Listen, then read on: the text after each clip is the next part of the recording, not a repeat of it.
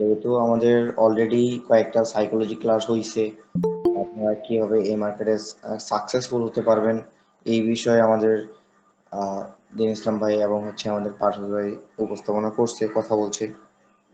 তো আশা করা যায় এই বিষয়গুলো যদি আপনি মেনটেন করে চলতে পারেন, ফরেক্স মার্কেটে লুজার হওয়ার চান্স নেই বললেই চলা যায়। এবং গত যে ক্লাবটা ছিল, গত যে সেশনটা ছিল সেটা আপনারা দেখছিলেন যে এসএলটিপি এবং ব্রেক ইভেন, যেটাকে আমরা এসএলটাকে আমরা কিভাবে স্ট্র্যাটেজি হিসেবে আমরা কাজে লাগাতে পারি। তো ওই ব্রেক ইভেন ব্যবহার করে এবং সঠিক পদ্ধতিতে ব্রেক ইভেন যদি আপনি ব্যবহার করেন, তো সেই ক্ষেত্রে আমি মনে করি যে লুজার হওয়ার চান্স নেই বললেই চলে। এক কথায় আমরা একটা জিনিস সবসময় মাথায় রাখি, যে আমাদের যদি ব্যালেন্স থাকে আমরা দিন শেষে প্রফিট করতে পারবো। আজকে প্রফিট করতে পারিনি, কিন্তু আমার ব্যালেন্স আছে, আমরা কালকে প্রফিট করবো অবশ্যই। কিন্তু আপনি যদি ওভার ট্রেড করে এবং আপনি ধরেন যে কোনো কিছু মেনটেন না করে যদি আপনি ট্রেড করেন, তাহলে দিন শেষে আপনার যে মেইন ব্যালেন্স, সেই মেইন ব্যালেন্স চলে যাওয়ার চান্স থাকে অনেক বেশি। ঠিক আছে? এই জন্য আমাদের মূল টার্গেট যেটা থাকবে, সেটা আমার মেইন ব্যালেন্স ঠিক রাখে আমরা এইদিকে যা পারবো মনে করেন যে মেনটেন করে করার ট্রাই করবো। মেন টার্গেট একটাই, সেটা আমাদের যে ব্যালেন্স, সেই ব্যালেন্সটাকে আমাদের ঠিক রেখে আমাদের ট্রেড করতে হবে। বা সেই অনুযায়ী আপনি যদি, অনেকে আছে আসলে গ্যামলিং করে, অ্যাসেল ব্যবহার করে না, তো তাদের জন্য আসলে এই ফরেক্স মার্কেটে টিকে থাকা কি পরিমাণে যে একটা রিস্ক বা অসম্ভব বলে একটা বিষয় আমরা জানি বা শুনেছি। তো এটা অলরেডি যারা অ্যাসেল ব্যবহার করে না, তো তাদের জন্য আসলে এটা অলরেডি হয়ে যায়। ঠিক আছে?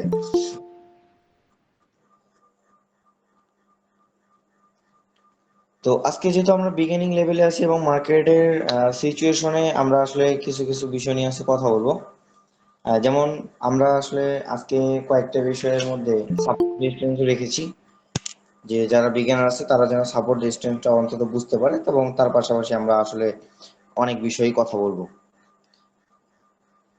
তো যারা বিগিনিং লেভেলে আছেন, তো তাদের জন্য আসলে এই সেশনটা আমি মনে করি যে আজকে রাখা প্রয়োজন। যে ধরেন যে মার্কেট কিন্তু ফুল কি চলে, একটা অবশ্যই মার্কেট একটা স্ট্রাকচারে চলে, বা মার্কেট একটা লাইনে চলে। এই যে মার্কেট এত নিচে থেকে যে মার্কেট এত বড় উপরে উঠছে, ঠিক আছে, এবং মার্কেট এই যে লেভেল থেকে আবার যে মার্কেট নিচে নামছে, এইগুলা কিন্তু আসলে মার্কেটের কি হয়, মার্কেটের ভলিউম এবং ধরেন যে বিশ্ববাজারে বেচা কেনার মাধ্যমে কিন্তু এই প্রভাবগুলো এই জায়গায় আমরা চার্ট আকারে দেখি। ঠিক আছে? যখন কোনো গোল্ড যখন কোনো দেশ যখন গোল্ড ক্রয় করে, তো অবশ্যই সেটা কি থাকে, মান ভ্যালু অবশ্যই গোল্ডের বেশি থাকে, যার কারণে গোল্ড তখন কি হয়, এভাবে মুভ করে করে করে মার্কেট কিন্তু উপরে যায়। এভাবে মুভ করে করে কিন্তু মার্কেট উপরে যায়। এই যে মার্কেট উপরে যায়, এটা কারণ কি? কারণ যখন কোনো দেশে যখন কোনো গোল্ড বা একটা কারেন্সি দিয়ে যখন সে একটা যে কোনো জিনিস কেনে, তখনই কিন্তু সেটার মান ভ্যালু অনেক বেড়ে যায়, যার কারণে মার্কেট আপে যায়। এখন ধরেন যে আমি অবশ্যই কিন্তু যে জিনিসটা আমরা কিনে রাখছি, অবশ্যই কিন্তু আমাকে সেই জিনিসটা কি করতে হবে, সেল করতে হবে। তো সেল যেহেতু আমাদের করতে হবে, এই সেল বাই করার জন্যই কিন্তু মার্কেট উপরে উঠে এবং নিচে নামে। ঠিক আছে? কারণ আমরা এটা সবাই জানি, মোটামুটি ম্যাক্সিমাম মানুষই জানে। তো এই যে মার্কেট যে এইভাবে মুভ করার পরে মার্কেট, ধরেন যে মার্কেট এই জায়গা থেকে বলি, ধরেন যে মার্কেট এইভাবে উপরে ওঠার পরে, তো যখন তারা সেল করে দেয়, সেল করার পরে মার্কেট একটু কি করে, এইভাবে নিচে নেমে চলে আসে। তো আবার একটা পর্যায় থেকে আমরা দেখি যে একটা পর্যায় থেকে আবারও সেই উপরের দিকে যাওয়ার ট্রাই করে। ঠিক আছে? তো এই যে মার্কেটে যখন এরকম একটা সিচুয়েশন তৈরি হয়, তখন ধরেন যে মার্কেট আপে যাওয়ার পরে যখন মার্কেট একটু নিচে নামে, এই যে পয়েন্টটা, যেই পয়েন্ট থেকে মার্কেট উপরে কি হয়ে গেল, মুভ করে উপরে চলে গেল, এই জায়গাটাকে আমরা কি বলি, সাপোর্ট বলে থাকি। ঠিক আছে? এই জায়গাটাকে আমরা কি বলে থাকি, সাপোর্ট বলে থাকি, যেখান থেকে মার্কেটটা উঠে উপরে চলে যায়। ঠিক আছে? এই জায়গাটাকে আমরা বলা হয় সাপোর্ট। আমি যারা নিউ আছে তারা একটু বুঝবেন, আর অ্যাডভান্সের জন্য আমরা একটু পরে কথা বলতেছি। যারা মোটামুটি জানে, আসলে এখানে অ্যাডভান্স এবং বিগিনার যারা আছে তাদেরকে ভাগ করা ঠিক না, কারণ যেহেতু আমাদের এটা বিগিনিং লেভেল থেকে কিন্তু এখনো রানিং ক্লাস চলতেছে আমাদের। হ্যাঁ, যখন এইভাবে কন্টিনিউ মার্কেট নিচে থেকে একটা জায়গা থেকে মার্কেট উপরে চলে যায়, তখন এই জায়গাটাকে আমরা কি করি, সাপোর্ট হিসেবে গণ্য করি। এখন মার্কেট এই জায়গা থেকে যখন আবারও উপরে যাওয়ার পরে অবশ্যই কিন্তু সে অবশ্যই নিচে কিন্তু আসবে। ঠিক আছে, কারণ একটা যদি আপনি পণ্য কিনেন, একটা পণ্য যদি আপনি কিনে নেন, তো সেই পণ্যটা কিন্তু আপনাকে বেচতে হবে। সেই কারেন্সিটা থেকে আপনাকে যদি কেনেন তাহলে আপনাকে বেচতে হবে অবশ্যই। কিন্তু এই মার্কেটও কিন্তু সেম, এই যে বেচা কেনা যখন হয় বা মার্কেটের আদান প্রদান যখন হয়, তখনই কিন্তু মার্কেট উপরে উঠে এবং ডাউনফল করে, আবার যেখান থেকে ডাউনফল করে, এগুলো হয়ে যায় সাপোর্ট। ঠিক আছে, এবং এই যে উপর থেকে যেই জায়গা থেকে মার্কেটটা নেমে আসলো, বা যেই প্রাইস থেকে মার্কেটটা আমার নেমে আসলো, এই প্রাইসটা হয়ে যায় আমাদের কি, রেজিস্ট্যান্স। ঠিক আছে, মার্কেটের এই জায়গাটা হয়ে যায় আমাদের রেজিস্ট্যান্স। তাহলে এখন আমরা যদি আমাদের স্থান থেকে দেখি, যে আসলে সাপোর্ট রেজিস্ট্যান্স আমরা এইভাবে ড্র না করে এইভাবে কেন ড্র করলাম, কারণ আমরা একটা বিষয় সবসময় খেয়াল রাখবো বা মনে রাখবো, যে ফরেক্স মার্কেটে বলেন, মানে যে কোনো মার্কেটেই বলেন, যে মার্কেটের কিন্তু আপনার তিনটে স্ট্রাকচার থাকে বা তিনটা ট্রেন্ড থাকে অবশ্যই। সেটা হচ্ছে, একটা হচ্ছে আপ ট্রেন্ড, ঠিক আছে, আরেকটা হচ্ছে আপনার ডাউন ট্রেন্ড, আরেকটা হচ্ছে আপনার সাইডওয়ে, যেটা হচ্ছে মার্কেট এইভাবে রেঞ্জিং অবস্থায় চলে। ঠিক আছে, আমরা অনেক সময় আমরা যদি মার্কেটের এই কিছু কিছু জায়গা ফলো করি শর্ট টাইম ফ্রেমে, তাহলে আমরা বুঝবো যে আসলে সাইডওয়ে মার্কেট কেমন দেখতে বা কেমন ভাবে চলে।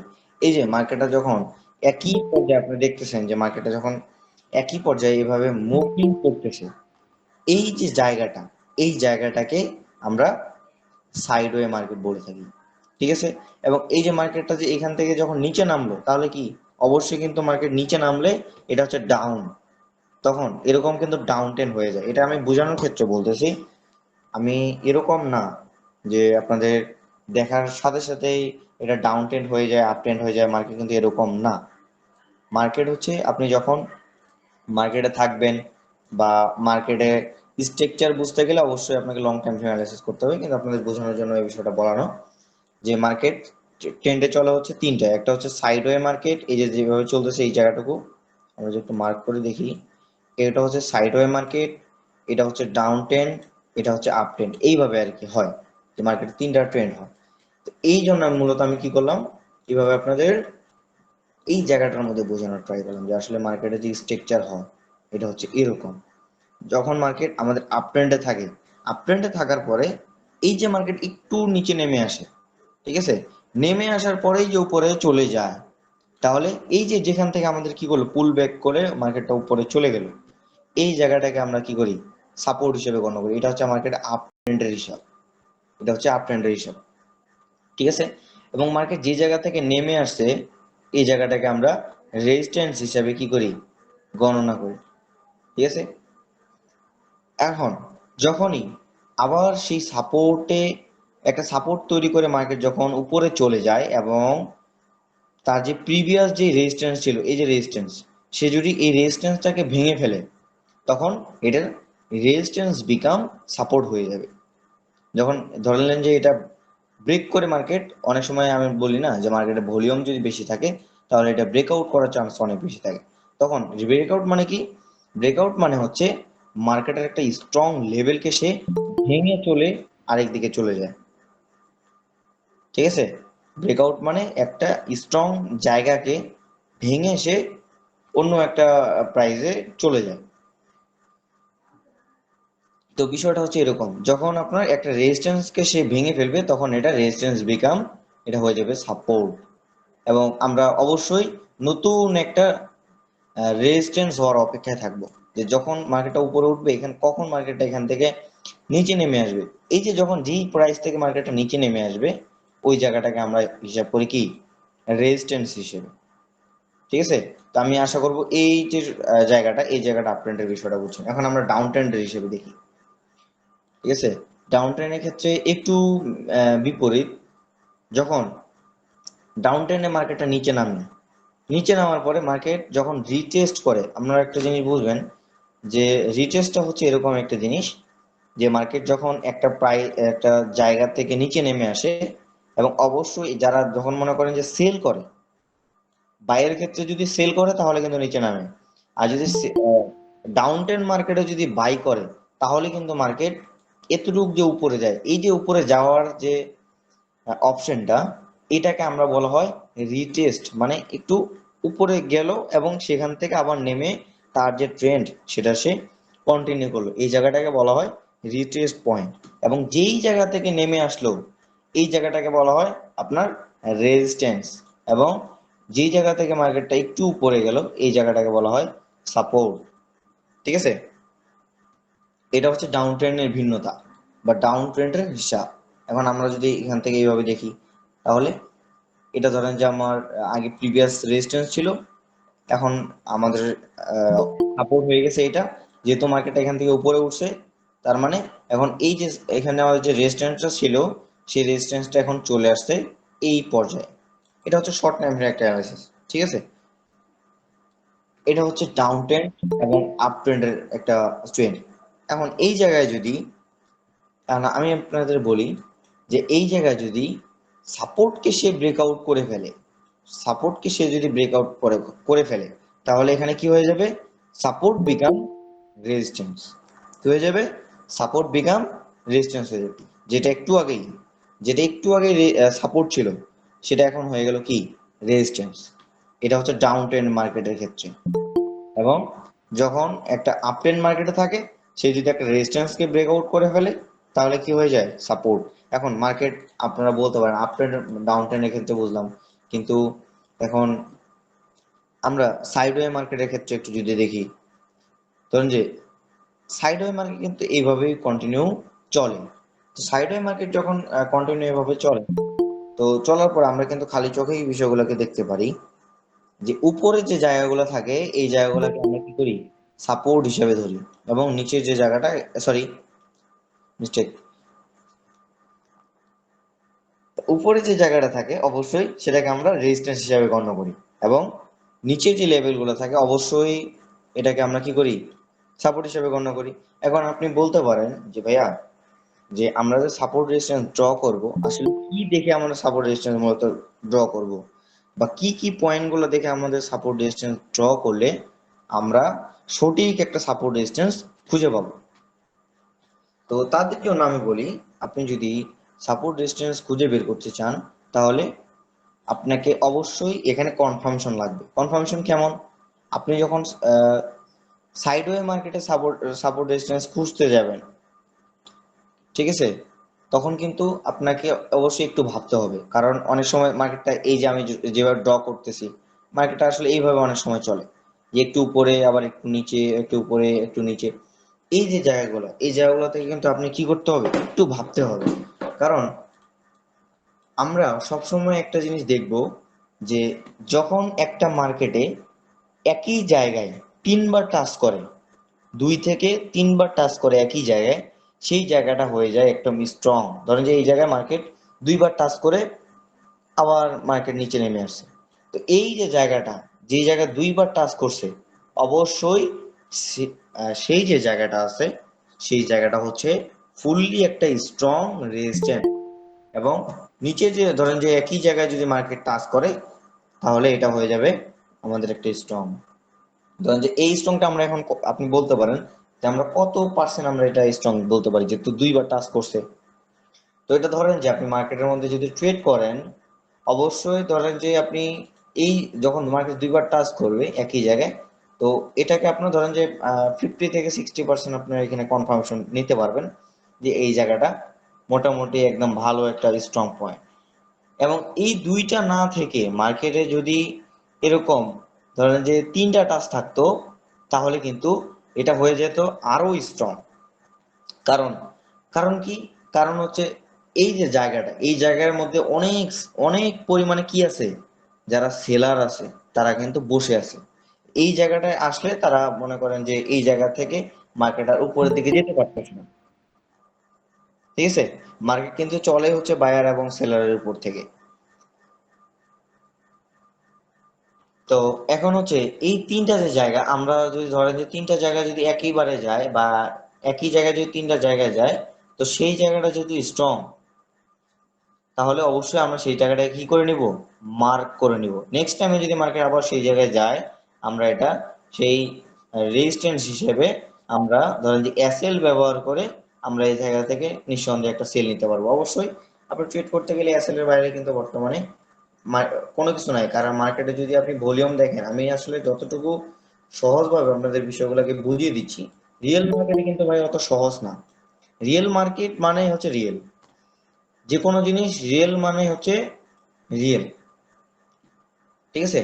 তো আপনারা যদি দেখেন যে আমাদের কিন্তু ভিআইপি গ্রুপে হচ্ছে আমরা মার্কেট যেদিন ডাউন যাবে, তো সেই দিনে কিন্তু আমরা স্ট্রাকচার অনুযায়ী বলে দিচ্ছি যে মার্কেট মোটামুটি এখান থেকে ডাউনফল করতে পারে, ঠিক আছে। এখান থেকে মার্কেট মোটামুটি ডাউনফল করতে পারে, যারা কথা শুনছে আমরা আশা করবো তারা মোটামুটি ভালো প্রফিট আছে। তো এই যে জায়গাগুলোকে আমরা কিভাবে গণ্য করি, অবশ্যই সাপোর্ট রেজিস্ট্যান্স দেখি, এবং আপনাদের একটা বিশেষ যেটা যেটা সাপোর্ট রেজিস্ট্যান্স চেয়েও ভালো কাজ করে, সেই বিষয়টা হচ্ছে নেক্সট ক্লাসে ইনশাল্লাহ আমরা দেখানোর ট্রাই করব। এবং কালকে যেহেতু আমাদের সাপোর্টেড ক্লাস আছে, অবশ্যই উপস্থিত থাকবেন। তো এই যে ধরেন যে আমরা যে যখন একটা রেজিস্ট্যান্স এবং সাপোর্ট ড্র করলাম, এটা হচ্ছে সাইডওয়ে মার্কেটের ক্ষেত্রে, ঠিক আছে। Up trend market, down trend market, sideway market, তিনটা মার্কেটের ক্ষেত্রে আমরা কিন্তু দেখলাম সাপোর্ট রেজিস্ট্যান্স কিভাবে ড্র করে। এখন আমরা যদি একটু মার্কেটের মধ্যে যাই, যেহেতু আমরা একটু প্র্যাকটিক্যালি দেখা অনেকেরই আশা, যে আসলে প্র্যাকটিক্যালি বিষয়টা যদি আমরা দেখি তাহলে কিন্তু অনেক বেটার হয়। এখন আমি আপনাদের একটা বিষয় ক্লিয়ার করি, সাপোর্ট রেজিস্ট্যান্স কিন্তু আপনি যে কোনো টাইম ফ্রেমে ড্র করতে পারবেন, কিন্তু মার্কেট অ্যানালাইসিস করার জন্য আপনাকে টাইম ফ্রেম অবশ্যই কি করতে হবে, সঠিক যে টাইম ফ্রেমটা সেটাকে বেছে নিতে হবে, ঠিক আছে। আপনি যদি চান যে আমি একটা ভালো সাপোর্ট রেজিস্ট্যান্স ড্র করবো, আমি আপনাকে সবসময় রিকমেন্ডেড করব আপনি 1 আওয়ার যে টাইম ফ্রেম আছে, এই টাইম ফ্রেমে অলওয়েজ আপনি সাপোর্ট রেজিস্ট্যান্স ড্র করার ট্রাই করবেন। কারণ হবে কি, 1 আওয়ারে আপনি যখন একটা সাপোর্ট রেজিস্ট্যান্স ড্র করবেন, তখন সেই সাপোর্টটা এবং রেজিস্ট্যান্সটা হয়ে যায় আপনার 80% আপনার স্ট্রং, 80% স্ট্রং। আপনি চিন্তা করেন, জায়গায় যে জায়গায় 50-60, ওই জায়গায় 80, ঠিক আছে, ওই জায়গায় হচ্ছে আপনার 18 হয়ে যায়। এই জন্য সাপোর্ট রেজিস্ট্যান্স ড্র করার ক্ষেত্রে অবশ্যই আপনাকে 15 মিনিট, সরি, 1 ঘন্টা টাইম ফ্রেম বেছে নিতে হবে। এবং আপনি যদি চিন্তা করেন না আমি আসলে আরেকটু শর্টলি আপনার স্কাল্পিং করে আমরা ট্রেড করব, ঠিক আছে, তো সেক্ষেত্রে আমি আপনাকে রিকমেন্ড করব আপনি 15 মিনিট টাইম ফ্রেম থেকে 30 মিনিট টাইম ফ্রেম যেটা আছে, এই টাইম ফ্রেম গুলো একটু বেছে নিতে পারেন। এটা হচ্ছে আমি এটা রিকমেন্ডেড করি না, তো তারপরেও যদি কেউ চায় এই টাইম ফ্রেমটাতে আপনি অ্যাপ্লাই করতে পারেন। আর আমি সবসময় রিকমেন্ডেড করি হচ্ছে এই যে 1 আওয়ারের যে টাইম ফ্রেমটা, এই টাইম ফ্রেমটাতে আপনি যদি সাপোর্ট রেজিস্ট্যান্স ড্র করেন, তাহলে সবার ক্ষেত্রেই এটা বেটার হয়ে ওঠে। কারণ আসলে যখন মার্কেটের ভলিউম বেশি থাকে তখন কিন্তু 5 মিনিট 15 মিনিট বলেন, এই যখন আপনি 5 মিনিট এবং 15 মিনিটের টাইম ফ্রেমে সাপোর্ট রেজিস্ট্যান্স ড্র করবেন, তখন কিন্তু এটাতে এক্সপেক্ট করার চান্স খুবই কম থাকে, এক্সপেক্ট করার চান্স খুবই কম থাকে। এই জন্য আপনি যদি 1 ঘন্টা টাইম ফ্রেমে ড্র করেন, অবশ্যই আপনি দেখবেন, ধরেন যে আপনি যদি এখানে একটা সাপোর্ট ড্র করেন 1 ঘন্টা টাইম ফ্রেমে, অবশ্যই ডিরেক্টলি ভাবে, এটা আসলে খুবই কম ঘটে, ঘটে না বলতে বলা যাবে না, খুবই কম কম ঘটে। তো মার্কেট আসার পরে 1 ঘন্টা টাইম ফ্রেম অবশ্যই এতটুকু হইলেও আপনার কি করবে, রিজেকশন করবে। তারপরেও যদি মার্কেট এখান থেকে ব্রেকআউট করে করে ফেলে, তাহলে কিন্তু মার্কেট এই জায়গা থেকে ব্রেকআউট করে ফেলার চান্স থাকে, ঠিক আছে। অবশ্যই 1 ঘন্টা টাইম ফ্রেমে যদি এটা ড্র করেন, তাহলে কিন্তু রেসপেক্ট অবশ্যই এটাতে করার চান্স অনেক বেশি থাকে, ঠিক আছে। আমি আশা করব যে এই টোটালি যে বিষয়টা, সাপোর্ট রেজিস্ট্যান্স যে বিষয়টা, এটা আশা করা যায় বুঝতে পারছেন। যেহেতু বিজ্ঞানাররা আছেন, আসলে বেশি আপনাদের যদি চাপ দেওয়া হয়, আসলে এটা মাথায় গেইন করতে পারবেন না, ঠিক আছে। এখন আমরা আসলে কয়েকটা কথা বলি, যেহেতু আসলে সাইকোলজি ক্লাস হওয়ারই কথা ছিল, বাট যেহেতু সাইকোলজি ক্লাস হয়নি, সেক্ষেত্রে আপনাদের কয়েকটা কথা বলি, যে কথাগুলা আসলে বিগত কয়েকটা ক্লাস থেকে দিন ইসলাম ভাইয়েরা এবং আপনাদের পারেশ ভাই সব সময়ের ক্ষেত্রে এই কথাগুলো কিন্তু বলে আসতেছে। যেমন আমরা কিন্তু এসএল এর কথাটা কিন্তু মাস্ট বি আমরা শুনি সব সময়ের ক্ষেত্রে, এটা কিন্তু আমরা সব সময়ের ক্ষেত্রে শুনি। একটা মানুষ লুজার হয় কখন জানেন? একটা মানুষ লুজার হয় তখনই যখন তার কোনো গাইডলাইন না থাকে, ঠিক আছে, তাই না? যখন তার গাইডলাইন না থাকে। অবশ্যই আপনি ধরেন যে আপনার, আমি একটা সাপোজ হিসেবে একটা কথা বলি, যখন আপনার যদি একটা বড় ভাই থাকে অবশ্যই কিন্তু সেই বড় ভাই দ্বারা আপনার কি হয়, একটা সাপোর্ট থাকে, পারিবারিক একটা সাপোর্ট থাকে। এই ফরেক্স মার্কেটটাকে আপনাকে এরকম ভাবে নিতে হবে। মার্কেট এটা কিন্তু একটা সমুদ্র, আমরা সবসময় বলে থাকি এই ফরেক্স মার্কেট একটা হচ্ছে সমুদ্র, যেখানে হচ্ছে আপনারা আমরা সবাই হচ্ছে একটা পিঁপড়ার সমান, ঠিক আছে? এই জন্য আমাদের আমাদের এই ফরেক্স মার্কেটে আমরা যদি ট্রেড করতে চাই অবশ্যই আমাকে একটা সঠিক গাইডলাইন প্রয়োজন। এখন এই গাইডলাইন মেনে যদি আপনারা ট্রেড করতে পারেন তাহলে কিন্তু আপনি সফল হবেন। এখন আপনি ধরেন যে আপনার গাইডলাইন আছে, আপনি ওনাকে রেসপেক্ট করতেছেন না বা আপনি ওনার কথা মেনটেন করতেছেন না, তাহলেই কিন্তু আপনি দিন শেষে কি হয়ে যাবেন, লুজার হয়ে যাবেন, তাই তো? আমরা সবসময় ক্ষেত্রে এই কথাটাই বলি যে আপনি ট্রেড করার জন্য অবশ্যই এসএল ব্যবহার করেন, এবং আমরা যে আপনাকে ডিরেকশন দেওয়ার ট্রাই করি সেই ডিরেকশনগুলো আপনি মেনটেন করেন এবং আমাদের ক্লাসগুলোতে অ্যাটেন্ড থাকেন। যেহেতু আমরা টেকনিক্যালি বলেন, সাইকোলজি ক্লাস বলেন, সব কিন্তু আমরা সেশন রাখতেছি। প্রতি সপ্তাহে আমাদের 3টা ক্লাস চলতেছে, এবং একটা হচ্ছে এক্সট্রা ক্লাস যেটা হচ্ছে আমরা সাপোর্টেড ক্লাস হিসেবে ধরি, এবং সাপোর্টেড ক্লাস প্লাস প্রশ্ন উত্তর পর্ব আপনি বলতে পারেন। আমরা সাজেশন এরকমও করি যে যেহেতু আপনি এই জায়গায় প্রশ্ন করতে পারবেন এবং আপনাকে একটা সাপোর্টের হিসেবে আপনাকে একটা সুন্দর বক্তব্যের মাধ্যমে আপনাকে একটা ডিরেকশন দিয়ে দেয় যে মার্কেটটা আসলে কিভাবে চলে বা মার্কেটের স্ট্রাকচার কি হয়, এই টোটাল এই বিষয়ে আলোচনা করা হয়, ঠিক আছে? তো আমরা এই কথাই আপনাদের বলার ট্রাই করি যে দিন শেষে আপনি কি করেন, অবশ্যই আপনি একটা গাইডলাইন মেনে ট্রেড করেন। ধরেন যে আপনি যদি ইউটিউবে ট্রেড করে আপনি যদি চিন্তা করেন যে আমি ইউটিউবে ভিডিও দেখে আমি ট্রেড শিখবো, তাহলে কিন্তু দিন শেষে আপনি কি হয়ে যাবেন, আপনার ব্যালেন্সটা হারানোর জন্য আপনি প্রস্তুত হয়ে থাকেন। কারণ ইউটিউবে আসলে আপনি যদি ট্রেড শিখেন, ধরেন যে স্টেপ বাই স্টেপ আপনাকে গাইড করার মতো কেউ নেই, আপনাকে নিজেকে ভিডিও দেখতে হবে এবং তার পাশাপাশি নিজেকেই আপনাকে ট্রেড করতে হবে। এখন আপনি একজনকে বলতেও পারতেছেন না যে ভাই আসলে কি করা প্রয়োজন আমার বা কি করা উচিত আমার, আপনি এই কথাটা বলতেও পারতেছেন না। আপনাকে যদি আপনার একটা ট্রেডে লসেও যায়, এখন এটা আপনার কি করা উচিত এই ডিরেকশনটাও আপনি কি করতে পারতেছেন না, নিতে পারতেছেন না, ঠিক আছে? তো দিন শেষে এটাই বলবো যে আপনি যদি একজন সফল ট্রেড করে আপনি যদি একজন সফল হতে চান, তাহলে অবশ্যই আপনাকে একজনের অধীনে, যেহেতু বিগিনার আছেন সেক্ষেত্রে আপনাকে একজনের অধীনে বা একটা কমিউনিটির সাথে যারা হচ্ছে সাকসেসফুল বা নিজেরা ট্রেড করে সাকসেসফুল, তাদের অধীনে আপনারা থাকেন। আমরা এরকমও না যে বলতেছি যে আমাদের সাথেই, আমাদের ক্লাসে যদি যেহেতু আপনি উপস্থিত আছেন আমাদের সাথে আপনি করেন, কন্টিনিউ করেন, এরকম কোনো কথা বলতেছি না।